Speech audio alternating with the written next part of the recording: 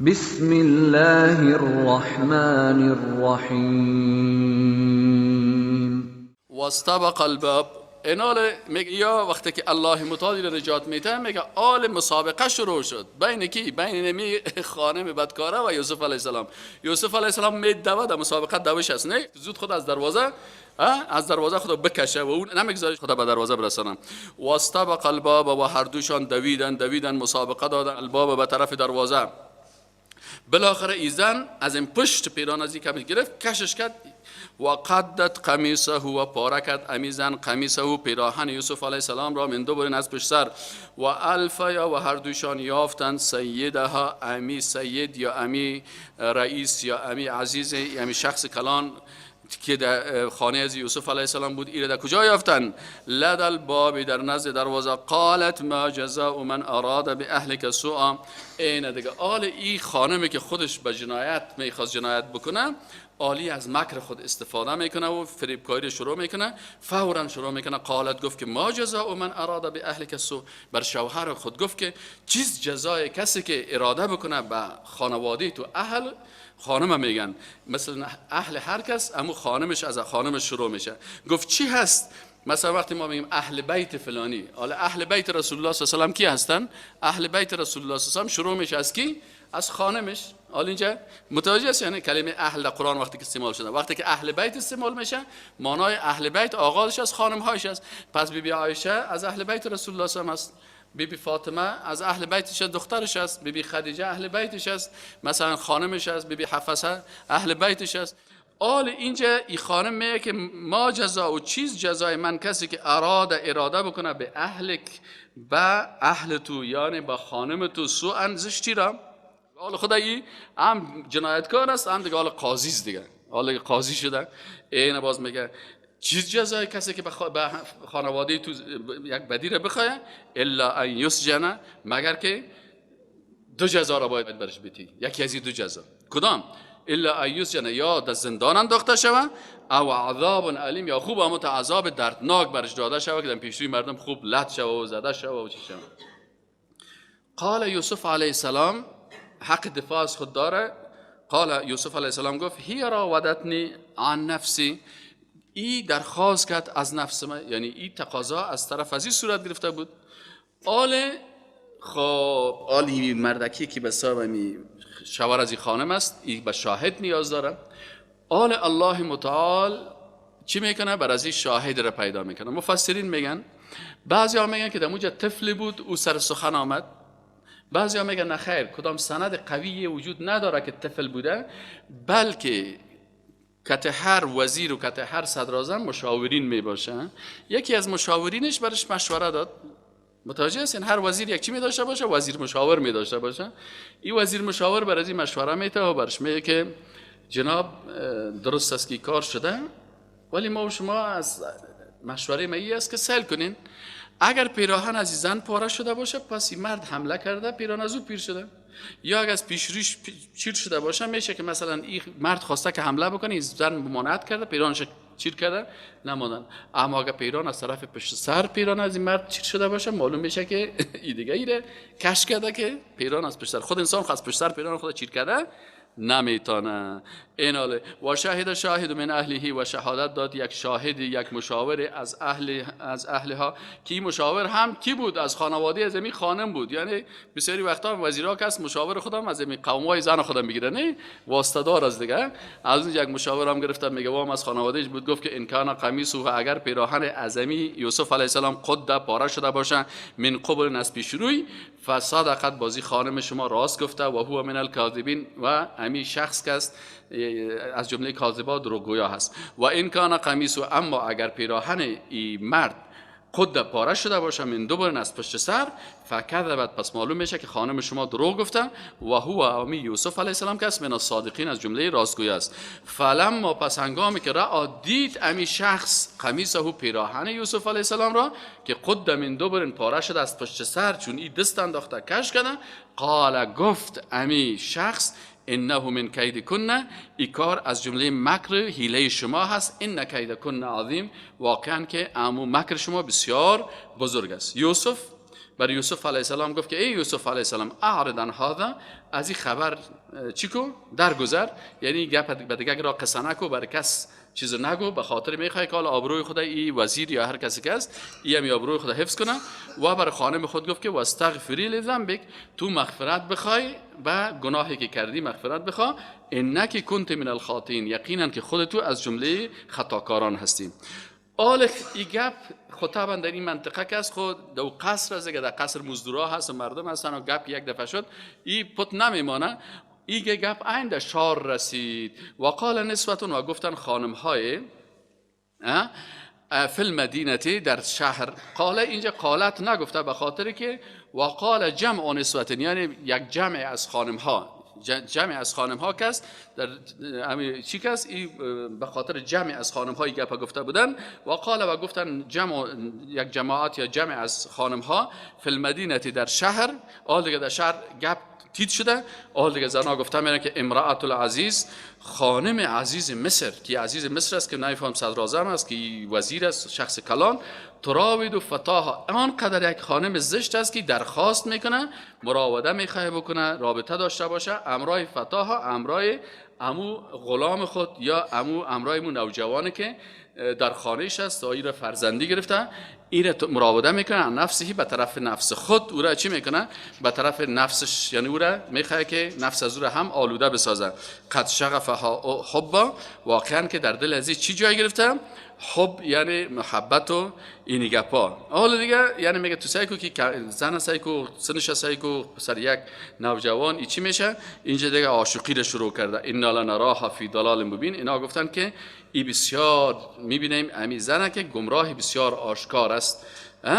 فلما سمعت، پس هنگامی که میگه شنید امی خانم عزیز، به مکرهن، به امو دسایسی که یا امو گپ ها و دسایسی که زنهای شهر کردن، ارسلت الیهن، باز ارسال کرد به طرف از اونها مزدورای خدا و اونا را چی کرد؟ به یک میمانی. و اعتدت لهن متکعا. متکعا چی را میگن؟ تکیه‌گاه را میگن. تکیه‌گاه یعنی جایی که اونجا تکیه ها گذاشته میشه، در یک خانه که تکیه ها را گذاشتی، باز اونجا که مردم بیان در تکیه ها چی کنن؟ تکیه بکنن، یعنی یک مهمان خانه. میگه آماده کرد بر از اونا یک تکیه‌گاه، جایی که اونجا تکیه بکنن.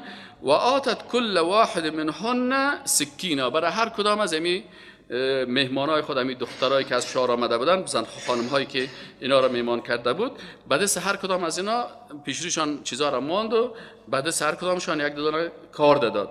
و قالت خرج علیهن، بر یوسف علیه السلام گفت اینال خودت بیرون شو، دمی یعنی از امی قصر تیر شو. وقتی که یوسف علیه السلام از دروازه داخل میشه و میبرای از دروازه دیگه، این خانم ها وقتی که سیل میکنن چی میشه؟ فلما، پس هنگامی که رأینه دیدن یوسف را، چون یوسف علیه السلام زیبایی بسیار زیاد داشت که در مصر او قسمی زیبایی نبود. یوسف علیه السلام خواست فلسطین بود، مردم فلسطین بسیار زیبا و شایسته و خوشقواره، یا که آمدن این مردم مصر، مردم چهرهشان مثل از اونا نیست، یا دیگه زیادتر چون مصر در افریقا هست، چهرهشان مثل همون تو زیبایی که مردم فلسطین داشتن و اونا داشتن در اونجا. دیگه میگه فلما رأینه، وقتی که دیدن یوسف علیه السلام را، اکبرنه، ایره بسیار چی کردن؟ بزرگ پنداشتن، یعنی زیبایی از ایرا. و قطعنا ایدیهن، قطع کردن چی را؟ دستهایشان را. و قلنا حاش لله، و گفتن پاکیست بر الله، ما هذا بشرا، ای انسان نیست با این زیبایی که است، این هذا الا ملک کریم، شاید که یک ملائکه بسیار معزز باشن. مشکلی است که زنهای بدکاره خود مقایسه میکنن با زنهای بدکاره، مردهای بدکاره خود مقایسه میکنن با مردهای بدکاره، زنهای خوب خود مقایسه میکنن با زنهای خوب و مردهای خوب خود مقایسه میکنن با کی؟ با مردهای خوب. مثلا شما اگر مرد خوب هستین، خدا با کی مقایسه میکنین؟ خدا با اون دو مقایسه نکنین، با بچهای فیلم. اون بچه فیلم مثلا سرلوچ گشت و رقصید، ما هم برقصم. اون بچه فیلم خواندن کرد، ما هم خواندن بکنم. اون بچه فیلم بی غیرت، سر خور خود رای نمیزنه، سر مادر خود رای نمیزنه، ما هم باید قسم باشیم. این حال مردهای بدکاره خدا قیاس میکنن سر از این مردهای بدکاره و بیدین. اما اگر شما دیندار هستین، خدا مقایسه بکنین با اصحاب رسول الله صلی الله علیه و سلم.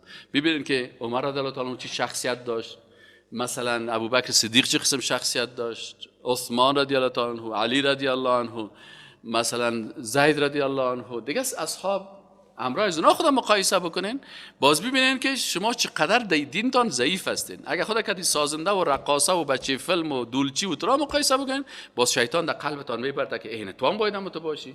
از این خاطر جوانایی که خدا با امرای زمین کافرا مقایسه میکنن، چه قسم مقایسه خدا میکنی؟ میری اونجا چی پرسان میکنه؟ در کله یک نفر گفت در کله یک جوان مسلمان 20 مملکت کار میکنه.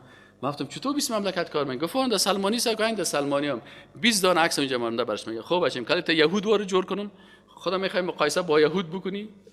کله تا نصرانی وارو جور بکنم، کله تا انگلیسی وارو جور بکنم، کله تا فوجی جور بکنم، کله تا مثل اینی اوندو جور بکنم، کله تا مثل اینی همجنسگرا جور بکنم، کله تا مثل اینی لوده جور بکنم. تا یک قسمش از خرای واشی گرفته تو یک جور کرده این قسم جور بکنم. اما جوان مسلمان میگن نه نه نه نه رسول الله صلی الله علیه و آله عن القزع. رسول الله صلی الله علیه و آله از چی منع کرد؟ قزع. قزع چی است که نیم سرت میمانی ای بغلش کل میکنی. رسول الله از چی کرده؟ نهی کرده. یا کل مویت کل کو یا کلش کم کو. فهمیدین نه؟ اینال چی است؟ اینال مرد دیندار خدا محاسبه میکنه با کی؟ چهره مرا، چهره حسین رضی الله عنه رو جور کن، چهره حسن رضی الله عنه رو جور کن، چهره مرا مثل چهره رسول الله صلی الله علیه و سلم جور کن. رسول الله هم ریش داشت، بله ریش داشت، خوب ریش کلان داشت، بله خوب ریش کلان داشت. موهای خدا چقدر میماند اون معلومش حسابش چه قسم لباس داشت، پیران آستیندار رسول الله هم جور داشت، خوش داشت. اینال تو چرا میخیزی مثلا پیران چسب خلایتی قسمی هست؟ این معلوم میشه که جوان خدا با کی مقایسه کرده؟ با مردمای زشت مقایسه کرده. شاعر میگه تشبهوا ان لم تکونوا مثلهم. تشبهوا، شما خدا مشابه بسازین با مردمای دیندار. ان لم تکونوا مثله، اگر چه شما مثل صحابه ور نمیتونید شدن، لکن خدا مشابه با اونها بسازین. فان تشبه بالکرام هو الکرم. خدا مشابه ساختن با مردمای نیک خودش چی است؟ خودش نیکی هست. اینال زنهای خوب هم خود با کی مقایسه میکنن؟ با صحابیات. میبینن که بیبی عایشه چه عفت داشت، بیبی فاطمه چقدر عفت داشت، بیبی فاطمه مثلا چه قسم جامه میپوشید. با زنهای بدکاره خود با کی مشابه میسازن؟ با زنهای بدکاری رقاصه. آل عیب از خانم عزیز چی بود؟ این خدا مقایسه میکنه با چی؟ با این زنهای بدکاره. اگه این زنهای بدکاره نمی بود، ولو که هر قسم جوان مقبول از پیش روش چیر شوه، روی میگیره پت میکنه سر خدا پایین میگیره. و کل المؤمنات یغضضن من ابصارهن. زنهای با ایمان هیچ طرف مردهای نامحرم سیل نمیکنه که بازو رو ببینه مقبول است یا بدقوار است. آلی این میخواد برای خود این براءت حاصل بکنه. مثل که مردای بدکاره میگه ورو بچه فیلم چقدر خدا براه نکرده بود، ما خود نیمه بدنم براه نکردیم، اون فلانی امریکایی این قسم کار کرده بود، ما خود این قسم کردیم، او خود فلانی زنا کرد، ما خود نکردیم، ما تنها گپ زدیم. آل ای درس است میگه قالت فذلکن الذی لمتننی فیه. آل برش میگه که این اونمو جوانه هست که شما درباره از اون مرا چی میکردین؟ این کسی که شما مرا ملامت میکنین در مورد از او. ولقد راودته عن نفسه، ما از او تقاضا کردم از نفسش، فاستعصم، او طلب عصمت نمود. لکن او بسیار جوان سعی که حتی همین شهادت میده که یوسف علیه السلام معصوم بود، پاک بود. گفت فاستعصم، پس او عصمت گزید، پاکی اختیار کرد. ولئن لم یفعل ما آمره، اگر باز هم علی هنوز هم وقتی که هنوز شیرک شد سر از یاد دیگر. ببینید وقتی که کت گناهکارا خدا چیز کنی در گناه چی میشی؟ هنوز تیز شده میری. میگه اگر لم یفعل ما آمره، اگر او انجام ندهد آنچه که ما او را امر میکنم، لا یسجنن، ایره باز من از زندان روان میکنم، ولا یکونم من الصاغرین، باز حتما میباشی از جمله مردمای بسیار ذلیل، من ایره باز ذلیل میسازم. آل یوسف علیه السلام دید که والا مکر ازی و فریب ازی و دسایس ازی هنوز هم ختم پیدا نکرده، هنوز هم نشرمیده. با زنای بدکاره که خدا مقایسه کرد، ای هنوز هم دید که دستای خدا قطع کردن، ای هنوز جرأت پیدا کرد. دیگه آل یوسف علیه السلام گفت قال رب السجن احب الی مما یدعوننی الیه. یعنی انسان مسلمان از این که در دامان کفر بفته، در دامان گناه بفته، در دامان شرک بفته، دینش و ایمانش و عقیده و عمل نیکش از بین بره، از این که میگه زندانی باشم خوب است. چه خوب یک درس میته برای مسلمان ها که بعضی کسا میگه والا من اگر کت کافر نرم، اختیار دوستی کافر نکنم، شاید من بندی شوم، شاید برای من زندگی من سخت شوه. او گفت ورش یا بندیش میکنیم یا خوب ذلیلش میسازیم، بدنام میسازیم، در رادیو و در فلانی و پشترش پروپاگاند میکنیم.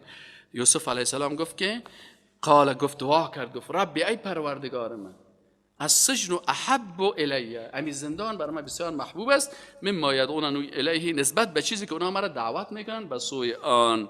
و الا تصرف، آل یوسف علیه السلام به الله دعا میکنه که ای رب من، این توسل میگه به نام های الله، توسل به نام الله که رب است، میگه که ای پروردگار من زندان برای من خوب است نسبت به آن چیزی که مرا به او دعوت میکنن، و اگر ای پروردگار من مرا منصرف نسازی از این کیدهن، نه اگر منصرف نسازی مرا باز نگردانی از این فریب و مکر از اینا، اسب الیهن، شاید من نفس من انسان هستم مخلوق هستم، من هم به می بدی ها مایل شوم، و اکم من الجاهلین، و من هم در جمله انسان های نادانه که مبتلا به گناه هستن مبتلا به گمراهی هستن در می هم داخل شم. یعنی از الله گفت که از این قصر کرده، از این قصر که عزیز داره و از این گناهی که اینجا هست، قصر است، گناه هست، شراب است، کل چیزا هست، گفت یا پروردگار از کل ازیا کرده برای من چی خوب هستن؟ زندان. یا الله برای من زندان نصیب بکو نسبت به این چیزی که اینا میخوان. فاستجاب له ربه، برش اجابت کرد ربش. بعضی اوقات ببینید دعا میکنه که بنده های نیک الله که کاش که من از گناه و کفر کرده در زندان باشم، این الله متعال برای دعایش قبول میکنه. فصرف عنه کیدهن، پس دور کرد از او همون مکر از اینها را، امی زنهای بدکاری شهر و امی زن عزیز مصر دیگران. انه هو السمیع العلیم، یقینا که الله متعال بسیار شنوا هست و بسیار دانا هست. بعد از این میگه که ثم سپس بدا آشکار شد لهم بر از امی مسئولین قصر و امی عزیز مصر، من بعد ما را او بعد از اینکه اینا دیدن الآیات نشانه ها را دیدن که هنوز هم نشانه های وجود داره از اینکه این خانم علاقمندی نشان میده و این زنهای دیگه مصر علاقمندی نشان میدن و دیگه گپ ها هم زیاد است و تهمت ها و جنجال ها هم زیاد است. گفتن خوبتر ای است که ایره در زندان پرتیم. گفتن لا یسجنونه، تا که ایره در زندان پرتن، حتی حین، تا یک مدت مشخص. و در سوره یوسف علیه السلام، در قسمت یوسف علیه السلام زیاد افراط و تفرید صورت گرفتن. احتیاط بکنین، زیاد افراط شده، زیاد تفرید شده. حتی بعضی کتاب هاست ما یک وقت دیدیم این یک کتاب دبل علم قدری نشست یوسف زلیخا و قصه یوسف علیه السلام که یک پیغمبر معصوم است در افغانستان، بعضی شاعرها حتی بعضی قصه خانا قصه از این مثل قصه لیلا مجنون جور کردن یا قصه شیرین و فرهاد جور کردن، رومیو و جولیت جور کردن، قصه عاشقانه زشت و خراب، در حالی که لیلا مجنون بعضی ها میگه اصلا وجود نداشته و اگر داشتن مردم های بیدین و گمراه بودن، مردم های درست نبودن. یا مثلا شیرین و فرهادی قصه هست. یوسف علیه السلام مقایسه با این مردم های زشت، با این مردم های شهوتران، چرا عشق و عاشقی که است، کسایی که عاشق میشن سر یک نامحرم روابط غیر مشروعی داشته باشن، این اصلا ضد آیات قرآن است که ما شما خواندیم ولا متخذات اخدان. شما روابط سری که غربی های بیدین و کافر دارن که میگن این گرل فرند مستی بوی فرند مستی، دختر نامحرم با بچه نامحرم ارتباط میگیرن، اصلا اجازه نیست که یک دختر پاک و مسلمان دیندار با یک پسر نامحرم حتی در تلفن گپ بزنه، قصه بکنه. بچه مسلمان حق نداره به یک دختر مسلمان که او مثلا خواهر دینیش است، آبروی عزتی که مثل به خواهر خود میخواد، به مادر خود میخواد، به دختر خود میخواد، حق نداره که مثلا با یک دختر مسلمان دیگه روابط داشته باشه. این حال در افغانستان ما که میدیم دبل کتابا را جور کردن، کتابایی که العیاذ بالله بعدش میگه که لای زلیخا عزیزت بمیرد که یوسف تخت تجمل نشه. این شیرای بیدینی هست، گمراهی هست، این مردم عقیدهش خراب میکنن. در قسمت یوسف علیه السلام ما مقایسه ای را با عمره ایجا کردن نمیتونیم. اصلا یوسف علیه السلام هیچ رابطه‌ای، هیچ علاقمندی، هیچ چیز برای ازمی زن عزیز مصر نداشت. چرا یک پیغمبر معصوم و پاک چطور میتونه نظر بد داشته باشه؟ قل المؤمنین یغضوا من ابصارهم، مسلمان پاک چشم خود از دختر که شوهر نداشته باشه چشم خود حفظ میکنه، باز بر ناموس مردم، خانه مردم یا زن مردم چطور نظر میکنه یا چیز. این گپا کلش غلط است و اگر کسی در این مسائل افراط میکنه حتی به کفر میرسه. چرا؟ جز عقیده توحید مسلمانان چی است؟ عصمت پیغمبرها هست. و در قرآن ما و شما میخوانیم که لا نفرق بین احد من رسله، ما فرق نمیکنیم در بین پیغمبرای الهی در عصمتشان، در پاکیشان، در صفاییشان، در اخلاقشان، در همه این چیزا. پس یوسف علیه السلام اما تو پیغمبر معصوم است، مثل که رسول الله صلی الله علیه وسلم پیغمبر معصوم و پاک بود. همین عقیده ما و شما هست. باید این قسمت بسیار احتیاط بکنیم با این اشعار و کتاب‌ها و داستان‌های دروغی. دیگه ای است، این هم متوجه باشین، یک موضوع عقیدتی بسیار مهم است که در ختم قصه باز الله متعال در ختم سوره میگه که تلک من انباء الغیب، این کلش مربوط غیب میشه، این وحی است. در مسائل غیبی عقیده مسلمان هایی که به قرآن و سنت وابسته هستند، عقیده قرآن و سنت امی هست که انسان توقف بکنه. توقف، نه زیاد کرده میتونه نه کم کرده میتونه. اما چیزی که در قرآن و سنت آمده، مثلا ما و شما نماز صبح 2 رکعت چیست؟ فرض است، توقیفی هست. ما نمیتونیم که بگیم مال 1 رکعت میخوام، نمیتونم بگم نه والا 10 رکعت فرض میخوام خوب است، حال نماز بد است، پس میگیم نه نماز خوب چیز است. لکن قرآن و سنت برای تو امی حکم میکنه که نماز صبح چند رکعت بخونی؟ فرض 2 رکعت. 2 رکعت هم سنت داره. دیگه زیاد حق نداره تو بخیزی بگی نه من 20 رکعت نماز فرض صبح میخوام. نه، توقیفی هست.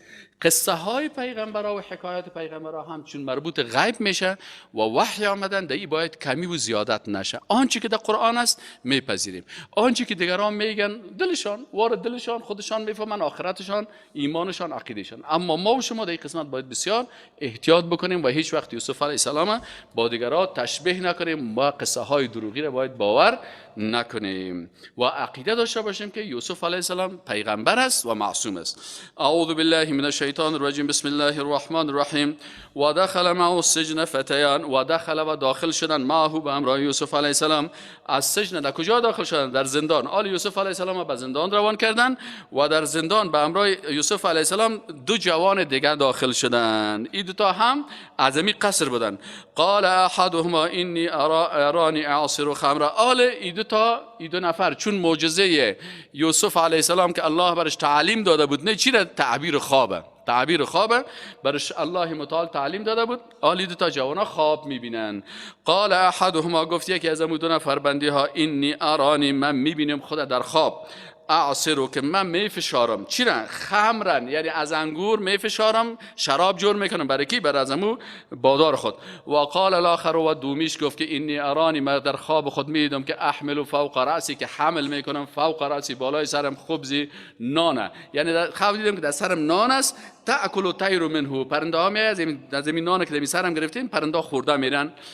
نبئنا بتعویله، نبئنا خبر بده ما را ای یوسف علیه السلام بتعویله، به تعویل یا تعبیر امی خواب ها. انا لنراک من المحسن، ما میبینیم تو را از جمله نیکوکارا. چون یوسف علیه السلام پیغمبر معصوم بود، کارهای خوب میکرد، یا بر شهادت میدن که تو انسان نیک هستی. ما تو خواب دیدیم ما 2 نفر. قال لا یاتیکما طعام ترزقانه، گفت که لا یاتیکما، بر شما نمیه یک طعامی که ترزقا نهی، که شما 2 نفر رزق داده میشین، یعنی پیش از اینکه همین نانتان برتان بیاید، الا نبأتکما، مگر ای که من شما را نبأتکما، من شما را خبر میتونم به تعبیرهی، به تعبیر امی خواب، قبل ان یاتیکما، یعنی پیش از این غذایتان. سعی کنین، دعوتگر عادت داره یارم اول مطمئن میسازم، مطمئنشان میسازه که پیش از اینکه نان بیاره من ان شاءالله تعبیر خواب شما را میکنم. خب آل دعوتگر از هر فرصت برای توحید استفاده میکنه. اگر بعضی کساست که دعوتگر صحیح نیستن، در جایی که یک مجلس شد قصه را شروع میکنه. نه، دعوتگر باید اول چی را بیان بکنه؟ توحید الله را بیان بکنه. ببینه که اگر کدام مشکل از بین از قوم، کدام اشتباه دارن، غلطی دارن یا چیز است، باید اول از این شروع بکنه، اصلاحات اعتقادی. آل یوسف علیه السلام خب میفهمه که 2 نفر کسی ها خب از این قصر پادشاه هست و مردمای بت پرست هستن، بیدین هستن، کافر هستن. آل اگه ما برازیا تعبیر خواب بکنم خب باز اینا میخیزن میرن. اما پیش از اینکه برازیا خواب تعبیر بکنه باید چی رو برشان بگیم؟ عقیده توحیده. اما پیش از اینکه برشان عقیده را شروع کنه، اینا را مطمئن میسازه و برشان میگه که من ان شاء الله خواب شما را پیش از اینکه غذایتان برسه، پیش از اینکه نان بیارن، من حتما ور خطا نشین، خواب برتان تعبیرش میگم. لکن پیش از این چی میگه؟ باز میگه که الا نبأتکما، پیش از اینکه غذا رو بیارن من بر شما خبر میتونم به تعبیرهی، به تعبیر خواب، قبل ان تأتیکما، پیش از اینکه بر شما بیارن امی کسایی که نان میارن پیش شما بیارن. ذالکما مما علمنی ربی، گفت امی تعبیر خواب شما چیز است که همین دو تعبیری که ما از شما میکنم این علم است که الله بر ما تعلیم داده. یعنی من این تعبیر کردم میتونم میگه اینی مکه هستم، حالا از خود شروع میکنم پیش از تعبیر خواب. میگه اینی ترکتم مکه هستم، ترک کردیم ملت قوم، دین قومی را ترک کردیم که لا یؤمنون بالله، که ایمان به الله نداره. یعنی همین قسم که شما از قصر آمدین و در قصر مردمای بت پرست زندگی میکنن، ما دین از اونها را ترک کردیم، ما به دین از اونها نیستم، مؤمن هستم. او دین قومی که ایمان به الله نداره ما او را ما ترک کردیم و هم بالآخرت، و همین مردمای قصر که هستن به آخرت هم کافرون، کافر هستن. و تبعت، ما پیروی چی هستم؟ و تبعت، ما خود متابعت کردیم ملت آبایی، دین پدران ما که پدران ما کی بودن؟ ابراهیم و اسحاق و یعقوب. یوسف علیه السلام از چند پشت پیغمبر زد است. خودشان پیغمبر است، یعقوب پدرشان پیغمبر است، اسحاق پدرکلانشان پیغمبر است، ابراهیم پدرکلان بزرگش هم پیغمبر است. ما کان لنا، آل برزیان میگه بر ما و شما شایسته نیست، او 2 نفر زندانی، ما هم در زندان که شما هستیم، بر ما و شما شایسته نیست ان نشرک بالله من شیء، که ما به الله چیز شریک بسازیم. شما هامون دارین، شما مثلا بت ها دارین، شما مثلا همین مجسمه ها را گرفتین و یا شرک میکنین، قبرها را پرستش میکنین، انسان ها را پرستش میکنین. برای ما و شما شایسته نیست که به الله چیز را شریک بسازیم. ذالک من فضل الله علینا، این فضیلت الله هست که برای ما و شما توحید نشان داده. و علی الناس، و این فضیلت الله هست که ما و شما را زندگی داده، خانه داده، جای داده. دیگه ما و شما عوضی که او ذاتی که ما را همه چیز داده او را ترک بکنیم، به امر از دیگه مخلوقات شریک بسازیم. ولکن اکثر الناس، لکن اکثریت مردم لا یشکرون، شکر نمیکنن. یا صاحبی السجن، الباس توحید خوب برشان دقیق بیان میکنن. سعی کو دعوتگر این قسم می باشه، پیغمبر این قسم می باشه، موحد واقعی قسم می باشه. قصه پیغمبرها که هست قصه نیست، این پند از درس است، علم است. باید از هر گپ پیغمبر ما و تو بر زندگی خود درس بگیریم. تو که دعوتگر مسلمان هستی اینی قسم باش. اگر یک نفر یک مشکل هم در قریه تو داشت آمد پیش تو مطرح کرد، اول برش دین خوب تشریح کو، مشکلاتی که وا دارن رو برش اصلاح کو، بعد از اون مشکل خودش چی کو باز بیان بکو، تا که اون نفر تو دعوت کرده باشی. تو نیست که تو اول همین گپا رو شروع میکنی اصل دین میمونه. حالا سه کو چقدر یوسف علیه السلام توحید بر از اینا بیان میکنه. میگه که یا صاحبی السجن، یا صاحبی السجن، او دوست ما که شما دوستای زندانی ما هست، ارباب متفرقون خیر ام الله الواحد القهار. آیا ارباب شما که رب میگیرین، چند معبود گرفتین برتان، مجسمه هم رب ماست، قبر هم رب ماست، بت هم رب ماست، حتی پادشاه را میگفتن رب ماست، امپراتور میگفتن رب ماست، فرعون میگفتن رب ما هست. گفت آیا ای ارباب متفرق، ای بت و ای پادشاه و بچه پادشاه و زن پادشاه هم رب میگن، را میگن آیا یا بهتر است ارباب متفرقون، ربهای متفرق پراگنده و جدا و که خودشان از خود دفاع کردن نمیتونن، خیرون ام الله الواحد القهار، یا الله که او رب حقیقی است، واحد است، قهار است، غالب است سر تمام از اینا. ما تعبدون من دونه، آنچه را بر از اینا باز میگن همین بت پرستا که هستن سر از این بت‌های خود نام‌های رنگ میگذارن که بت الیاذ بالله خدای خیر است، خدای شر است، که مثلا خدای مصر است، این مثلا خدای مردم مصر است، خدای قبرستان است، خدای فلانی است. نام‌های عجیب غریبی که مثل مشرکین قریش هم گذاشته بودن که لات است و منات است و هوبل است و فلان است و فلان است. این گفت که ما تعبدون من دون الله، آنچه را که شما عبادت میکنین من دونه بغیر از الله ما نیستن. شما ما تعبدون، شما پرستش نمیکنید من دونه بغیر از الله، الا مگر چی را پرستش میکنین؟ اسماء و نامهایی را که سمیتموها، یا نامها را شما این نامها را سرشان ماندین، انتم خودتان یا این نامها را ماندین، او آباؤکم یا پدرایتان این نامها را مانده. این نامک نیست که الله ما انزل الله بها من سلطان، هیچ الله بر از هیچ دلیل نیست. یعنی این نامهایی را که شما اختیار کردین که این کابل را نگاه میکنه و این غزنی را نگاه میکنه و این مثلا آسمان را نگاه میکنه و این آسمان اول را نگاه میکنه و این آسمان دوم را نگاه میکنه، این کلش نامها است که شما سر از یا ماندین. این نام‌ها است ما انزل الله بها من سلطان، الله را کدام دلیل سر ازی نیست که باشه. خب این الحکم الا لله، حکم مربوط کی میشه؟ حکومت مربوط کی میشه؟ مربوط الله هست. الله فیصله میکنه کدام نام است. الله متعال میگه ولله الاسماء الحسنى. الله نامهای زیبا و خوب داره، فدعوه بها. شما چون نامهای دیگر بعضی کسا رو ببینید که مثلا حتی در بین مسلمانان الله رو میگه العیاذ بالله العیاذ بالله، الله عفو بکنه، میگه عاشق است و معشوق است و خمار است و فلان فلان چیزا رو در کتابا و ترا ذکر کردن. این میگه نامهایی است که هیچ دلیل نداره و این کلش غلط است. این الحکم لله، حکم الله هست، نیست حکم مگر مخصوص الله. امر الله متعال چی حکم کرده؟ امر الله چی است؟ الله تعبدوا، این که عبادت نکنید الا مگر ایاه، خاص الله متعال را. ذلک الدین القیم، اینمی دین راست است. عبادت فقط از الله این دین راست است. اما اگر کسی در عبادت الله کسای دیگه را داخل میکنه، مثلا نظر به غیر الله میکنه، مثلا حیوان زیر پای مخلوق میکشه، پرنده را زیر پای مخلوق میکشه، این کلش دین راست نیست. دین قیم امی است که فقط عبادت برای کی شوه؟ برای الله شوه. یوسف علیه السلام پیغمبر است، موحد، توحید بر از اینا بیان میکنه. ولکن اکثر الناس لا یعلمون، اکثریت مردم نمیفهمن. اینه یوسف علیه السلام وظیفه خدا انجام داد و ما علینا الا البلاغ. سیست نه تبلیغ خدا کرد، فهماندی دو نفره. آل میگه، آل برشان تعبیر خوابشان میگه اول توحید، بعد از اون حل مشکل از این مردم.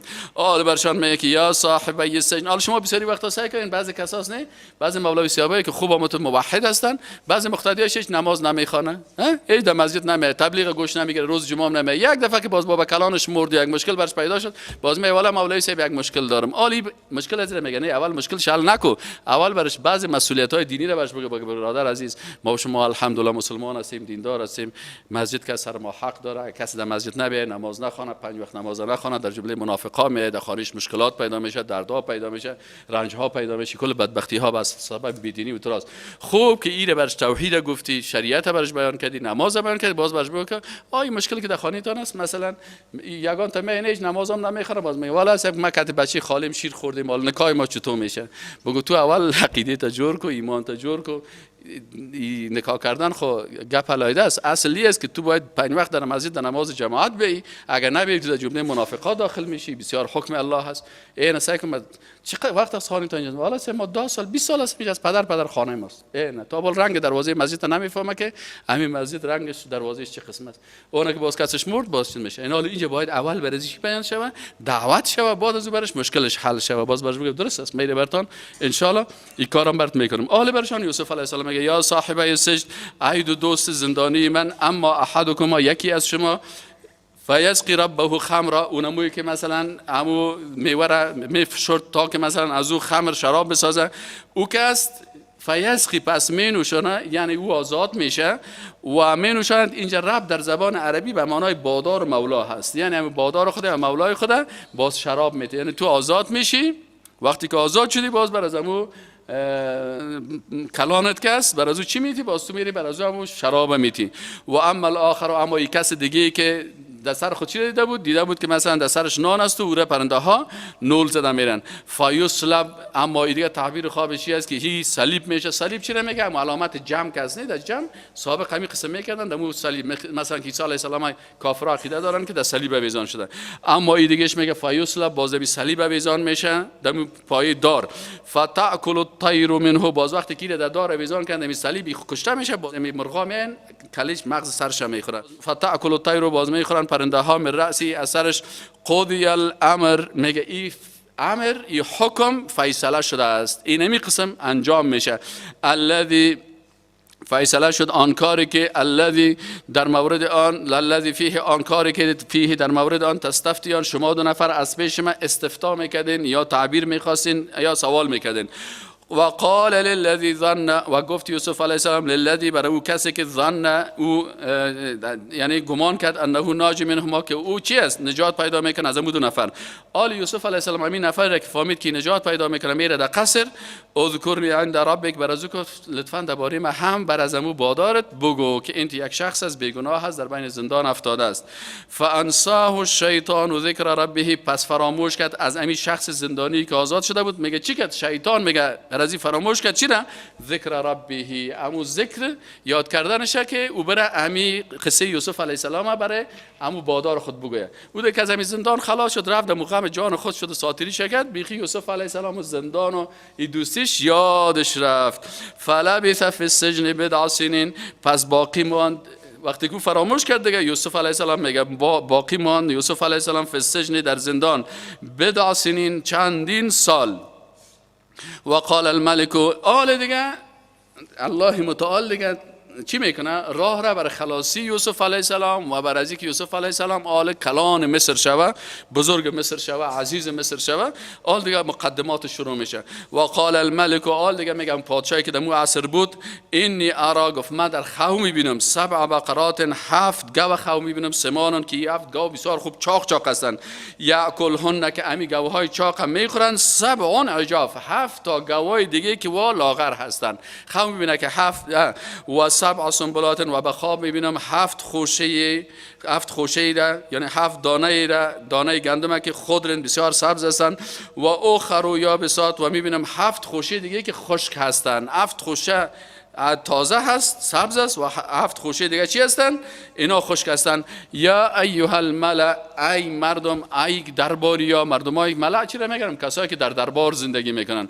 ملاهای درباریا مموجه هستند که وا میگه ما خوب تعبیر کرده میتونیم، دیگه مثلا وزیرا هستن، مشاورین هستن، اینا برشان میگه که شما افتونی فی رؤیا، شما فتوا بتین یا تعبیر بکنین. اینجا فتوا به معنای چی؟ تعبیر است. یعنی افتونی برای ما فتوا یا تعبیر کنین فی رؤیا، در مورد خواب من. ان کنتم للرؤیا تعبرون، اگر شما میتونین که خواب ها را تعبیر بکنین. قالوا اضغاث احلام، امی کسایی که در دربار بودن این مردم ها گفتن چی است؟ گفتن این خواب چی است؟ خواب اضغاث احلام است. اضغاث احلام چی را میگن؟ که خواب ها بعضش خواب های پراگنده می باشن. ایرال بعضش خواب ها از خواب های رحمانی هست، بعض خواب ها شیطانی هست، بعضش اضغاث احلام است. 3 قسم ما خواب داریم. خواب رحمانی خواب هست که انسان مسلمان با وضو خواب میکنه، روش به طرف قبله خواب میکنه، تسبیحات میگه، ذکر و فکر الله را کرده، با ذکر یاد الله خواب میکنه. این بعض اوقات انسان حتی رسول الله صلی الله علیه و سلم به خواب میبینه. این خواب رحمانی میگه. خواب شیطانی کدام است؟ که یک انسان 24 ساعت در فکر شیطان است، شب که خواب میکنه تا وقت خواب چرت میزنه در چیزای کارهای شیطانی. شب باز شیطان در خواب ازی فریب ها و مکرهای شیطانی رو برازی پیش میکنه. متوجه هستین؟ بعض اوقات تا شیطان ها می پیش یک زن یا پیش یک مرد جاهل برازی میگه که بخی تو بسیار خوب آدم هستی، بخی چیز کو، یکی سال خود چی است او خبر نداره. در خواب شیطان آمده، بازی میخیزه بر مردم، نه فلانی در خواب خود ملائکه را دیده بود، در خواب خود مثلا شهید دیده بود، باز میخیزه تعویضا را شروع میکنه و این پریزن است و این پری مرد است. دیدین نه گپاره از طریق غذا به صدها نفر منکر دین اسلام میشن. یکی خواب رحمانی است، اینی خواب شیطانی است. یکی اضغاث احلام چی را میگه؟ اضغاث احلام میگه که بسیاری کساست که دمی چرتای اضافگی. یک عالم بوده که باز میگفت یگانه که زیاد شلغم و کچالو خورده باشه، متشکمش پر شو، 6 غوری نان خورده باشه، بازگی شب دیگه پراگنده خواب میبینه. یک دفعه خواب میبینه که در سیاچا افتاده و یک دفعه خواب میبینه که موتر زده شه. یک دفعه بازی اضغاث احلام است. آل امی مردمای دیگه که است یا بر پادشاه میگن که صاحب از شما خوابتان چی است؟ این اضغاث احلام است، یعنی خوابهای پراگنده، زیاد نان خوردی کم تا کردی، اینی خبر ده. و ما نحن به تعویل الاحلام بعالمین، بازینا میگن که ما نیستیم به تحویل خواب. حلم خواب میگه، احلام جمعش است. ما عالم نیستیم در مورد تعبیر خواب. و قال الذي نجا منهما، و قال و گفت الذي، او شخصی که نجات یافته بود، منهما از جمله از 2 نفر زندانیا. و ذکر چی معنی؟ ذکر یعنی ذکر کرد. اصلا چی شد که به یادش آمد. چی به یادش آمد؟ بعد امت، بعد از یک مدت. اینجا امت به معنای وقت است، یعنی بعد از چند سال بعد وی به یادش آمد والله یک نفر است که خوب تعبیر خواب میکرد. می تعبیر خواب ما با رفیق ما 100% خوب برآمد، راست برآمد. حالا همین شخص برای پادشاه میگه که وقال الذي، وقال و گفت الذي، او کسی که نجات پیدا کرد، منهم از 2 نفر زندانیای قبلی. و ذکر و به یادش آمد یا به یادش آورد بعد امت، بعد از یک وقت. برازیا چی گفت؟ عالمی شخص گفت انا انبئکم به تعویله، من شما را خبر میتم به تعویله، به تعویل همین خواب پادشاه. فارسلونی یاش حذف شده، فارسلونی، پس شما مرا بفرستادین کجا؟ مرا بفرستادن پیش فلانی شخص. من کسی میشناسم که اگر او را بگویم او بسیار خوب تو خواب تعبیر کرده میتونه. آل ایره پیش در زندان می پیش یوسف علیه السلام. یوسف برش میگه ای یوسف علیه السلام ایها الصدیق، ای راستگوی، افتنا فی 7 بقرات، بر ما خبر بده یا فتوا بده یا تعبیر بکو درباره 7 گاوی که سمان بسیار چاق هستند، یاکلهن میخورند اونا را، 7 عجاف، 7 گاو لاغر، و 7 سنبلات، و 7 خوشه هستند که خضر سبز هستند، و اخر و یابسات، و دیگه خوشه های خشک هستند. لعلی ارجع الی الناس، شاید که من برگردم الی الناس، به سوی مردمایی که در قصر هستم، لعلهم یعلمون، شاید که اونا بدانن. قال یوسف علیه السلام علی برش تعبیر میکنه، برش میگه که تزرعون 7 سنین دأبا، شما زراعت میکنین، تزرعون زراعت میکنین 7 سنین 7 سال، دأبان پی در پی، معتاد. دب عادت میگن و دعبه یعنی پی در پی، پشت در پشت، یک چیزی که همت معتاد میباشن.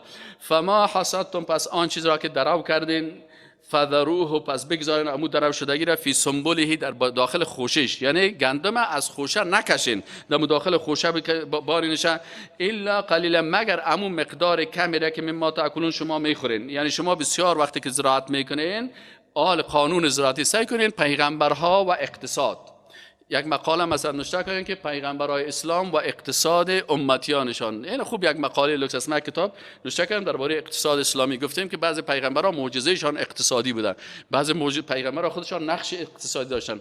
آل یوسف علیه السلام موضوع اقتصادی رو برشان بیان میکنه که شما 7 سال خوب زراعت بکنین، از این گندم هایی که شما میگیرین یک مقدار از این شما ذخیره بکنین، از پوشش نکشین گندمه، بانه که ازمو خوشش و که ازمو پوشش اینه نگاه بکنین، و یک مقدار دیگه که از پوش میکشین که اینه باز برای خوردن تانه است. الا قلیل، مگر یک مقدار کمی که مما تاکلون از اونا میخورین.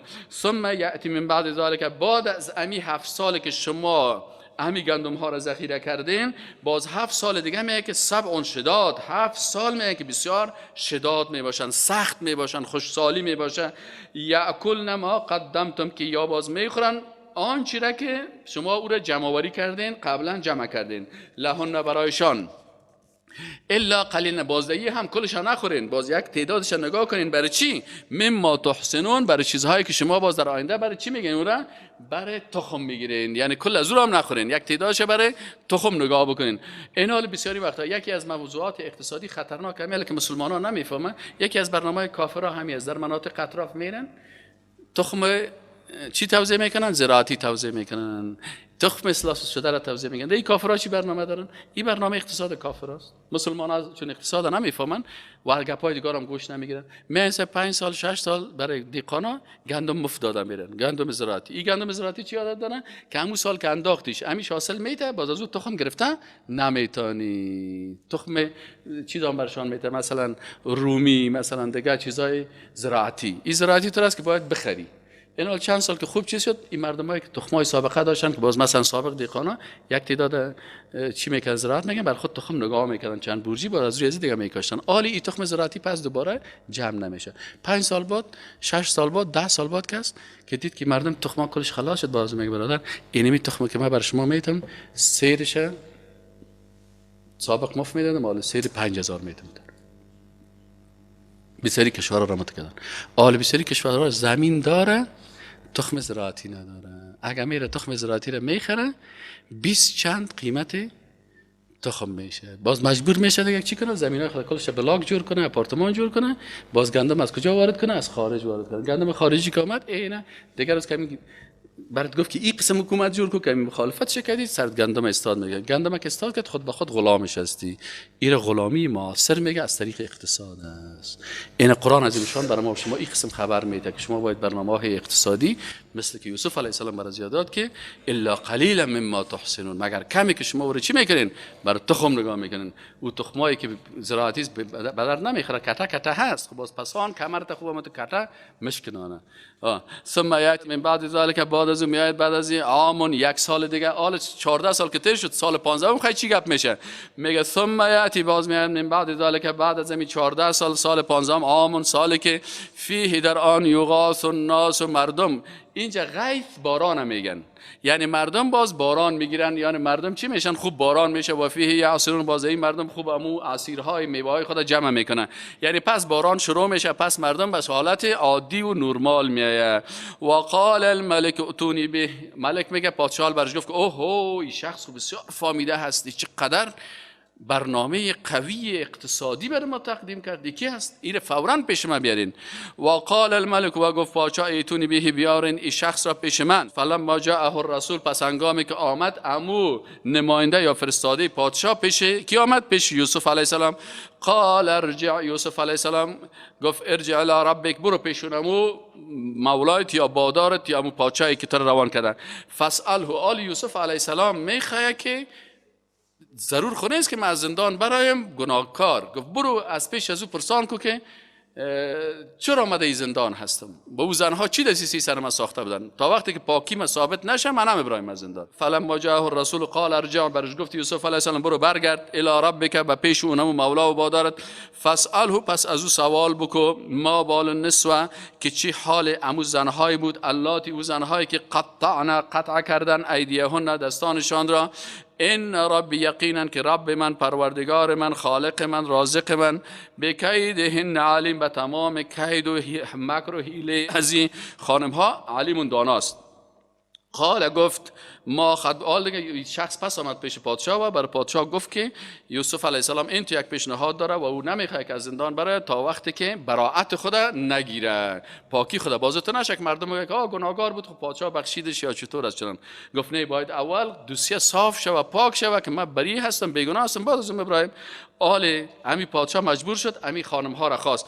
چی شده بود شما را که اذا راودتن، وقتی که شما درخواست کردین از یوسف علیه السلام عن نفسی، از نفسش، یعنی یوسف علیه السلام به طرف خود دعوت کردین، طلب کردین، قل نگفتن حاشا لله، پناه از به الله متعال، ما علمنا علیه من سوء، ما هیچ بدی را در وجود از اون نمیبینیم. این برات یوسف علیه السلام بیان میکنن. این زنها میگه ما هیچ بدی را در یوسف علیه السلام نبودیم. قالت امرأة آل، خانم عزیز، این هم باید اصل تهمت خویی کرده، این باید اعتراف بکنه. قالت امرأة العزیز، گفت خانم عزیز مصر، الان حصل حق، گفت آل صاحب ظاهر شد، ثابت شد حق. انا، من مجرم هستم، انا راودته عن نفسه، من او را طلب کردم، درخواست کردم، عن نفسی، از نفسش، یعنی من طلب کردم از او که همراه من کار زشت انجام بده. و انه، و یقینا که یوسف علیه السلام لمن الصادقین، از انسانهای پاک صادق است، صادق حقیقی که راست میگفت و پاک بود و معصوم بود و هیچ کدام تقاضای زشتی را، هیچ حرکت زشتی را نکرده بود. ذالک تا بدان که من نکردم خیانت را بالغیب، یعنی در غیابش.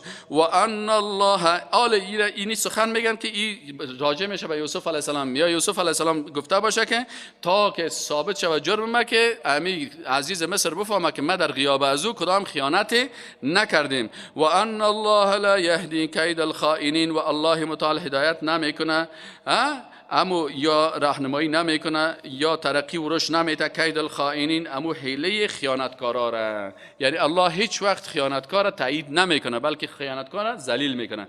و باید این ملک یا امو عزیز بفهمه که ما هیچ وقت در غیاب از او کدام کار زشت نکردیم، چرا پیغمبر معصوم است.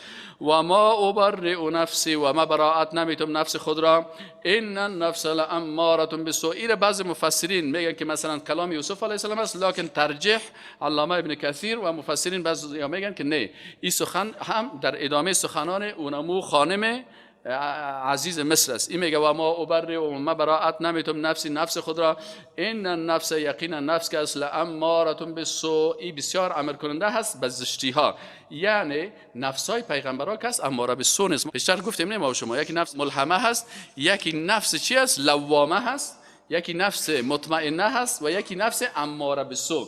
این نفس اماره بالسوء نفس خانم کی است؟ خانم عزیز است. اما نفس یوسف علیه السلام کدام نفس بود؟ مطمئنه. از این خاطر مفسرین میگه این قول، اگر قول امو خانم عزیز مصر باشه، بر از این نزدیکتر است، این درستتر است و به عصمت پیغمبران نزدیکتر است. و از نگاه عقیده ما شما میفهمیم که یوسف علیه السلام پیغمبر معصوم بود. نفس از اون نفس چی است؟ نفس پیغمبران نفس مطمئنه می باشه. این نفس اماره به سو نفس انسان های گناهکار است. و ما ابرئ و ما براءت نمیتم یا خود پاکی دعوای پاکی نمیکنم نفسی در مورد نفس خود. این نفس یقین نفس که است لاماره بالسوء، بسیار اماره، یکی آمر است یکی امار است. آمر کسی تو امر میکنه و امار که بسیار امر میکنه.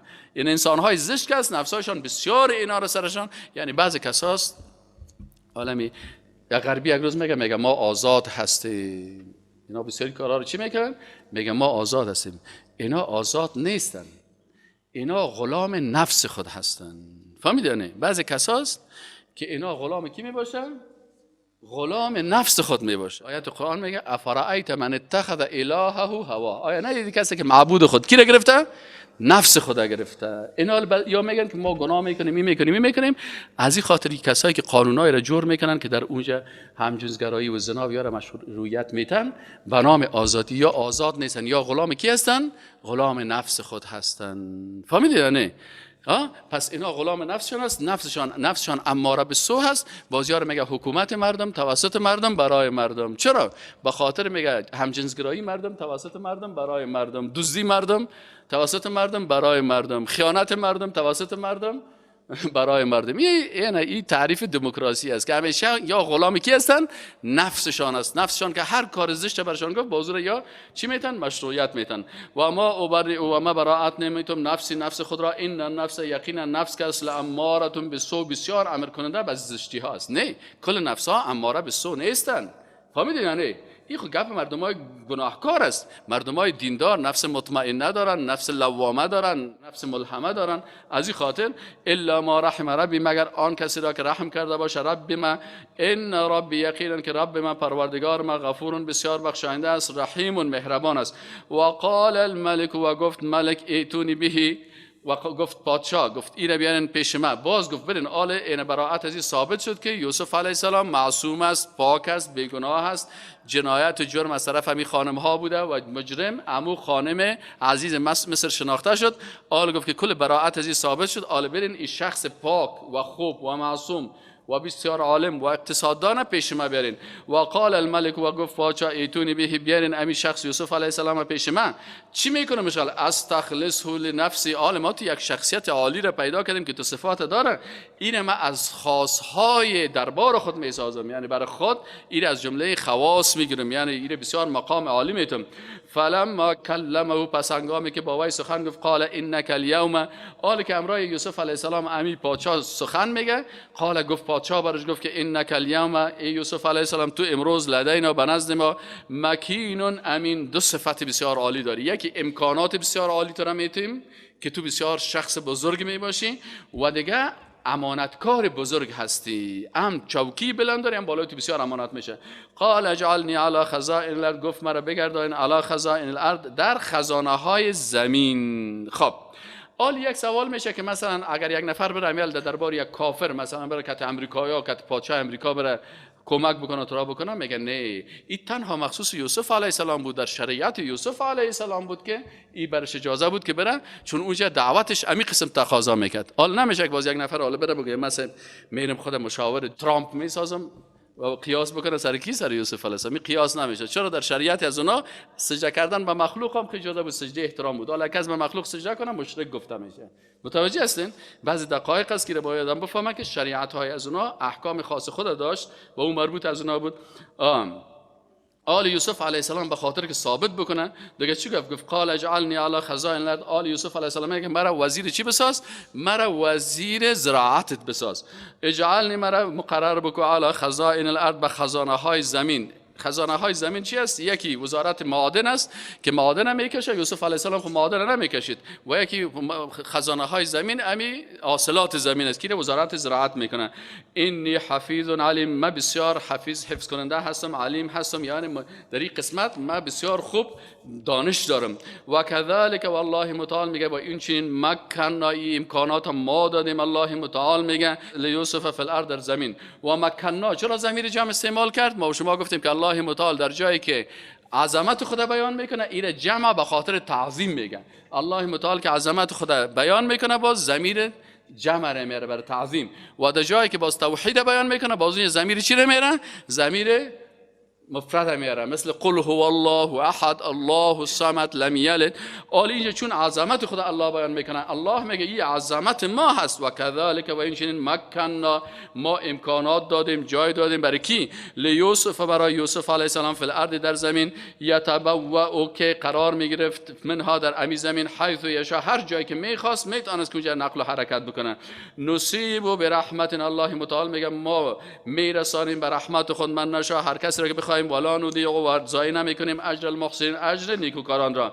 ولا اجر الاخرت خیر، و لکن اجر دنیوی را خبر دیندارا میتیم، لکن باز از این دنیا کرده هم اجر آخرت او باز بهتر و خوبتر است، که او از وزارت و صدارت و عزیز مصر هم کرده، اونجا بسیار خوب است. اصل چوکی خود چوکی از اونجاست. این دنیا خو یک روز چوکی شیشی، دیگر روز یک چوکی پای شکسته، هیچ کار نمیته. اما اونجا اصل چوکی روز قیامت است. که مثلا بر شما جوانا چه خوب رسول الله صلی یک بشارت خوب دادن. رسول الله صلی میگه که 7 طایفه مردم هستن که زیر سایه عرش الله می باشن.